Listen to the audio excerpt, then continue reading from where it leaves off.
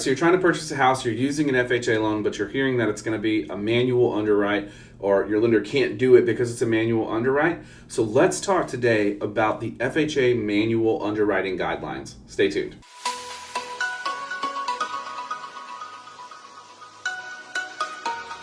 Hey, what's up guys? This is Channing Moore, the owner of Bayou Mortgage. In this video, we're going to talk about manual underwriting guidelines specifically for FHA. So you've heard, or you're researching and you're trying to understand because your loan officer or someone told you that your file doesn't qualify for an automated approval, and they may have even denied you because of this fact. So you're looking at, what does that mean? What is manual underwriting and all these different things? So let's dive into that. So a manual underwrite means that when the lender ran the automated underwriting system, or AUS, I was trying to do it, but it didn't work. So sorry, but yeah, AUS. So they tried to run AUS, and what they got back was a refer ineligible or refer eligible. Now, if you're a refer ineligible, then we probably can't even do a manual underwrite, right? So the whatever's going on with the loan, it doesn't even qualify for a manual underwrite. But if you're a refer eligible, or you're a approve eligible, but you require a manual downgrade because of a bankruptcy or something like that, you're gonna have to meet the FHA manual underwriting guidelines. And this is where it's really important to work with a broker or another type of lender that doesn't have any overlays, because there are lenders out there, even on the broker side that we work with, where they won't do manual underwrites, or they have additional overlays on top of their manual underwrites. But we also have lenders that just follow the guidelines, right? And so they just follow whatever FHA says, that's what they're going to do. So when you're doing a manual underwrite, you need to understand what the base level is, and then you need to ask the lender if they have any overlays above and beyond that. So let's talk about a couple of different things. When it comes to a manual underwrite, the first thing that's going to be restricted is your debt to income ratio. Now, we've talked about this before, but your debt to income ratio is the amount of your monthly debts divided into your monthly gross income. That gives you a number. That percentage is your debt to income ratio. And you have two different debt to income ratios. Your first debt to income ratio that the lender looks at is the front end debt to income ratio. Now, your front end debt to income ratio is your mortgage payment, your monthly mortgage payment, which isn't just what you're borrowing, it's also your taxes and insurance and PMI and all these other things, divided into your gross income.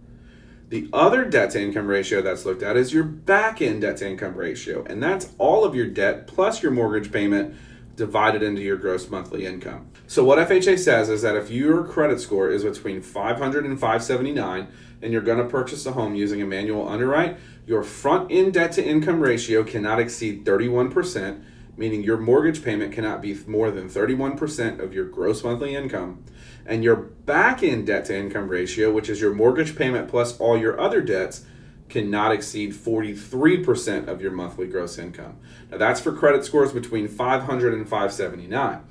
The same would apply if you're over 580, but they will make exceptions and allow you to go up to 50% with compensating factors. Now, what is a compensating factor?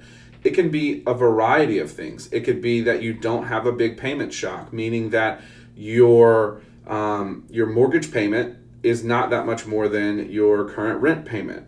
It could be that you have 6 months reserves. It could be that you have a long job history. There's a lot of different things that would be considered compensating factors.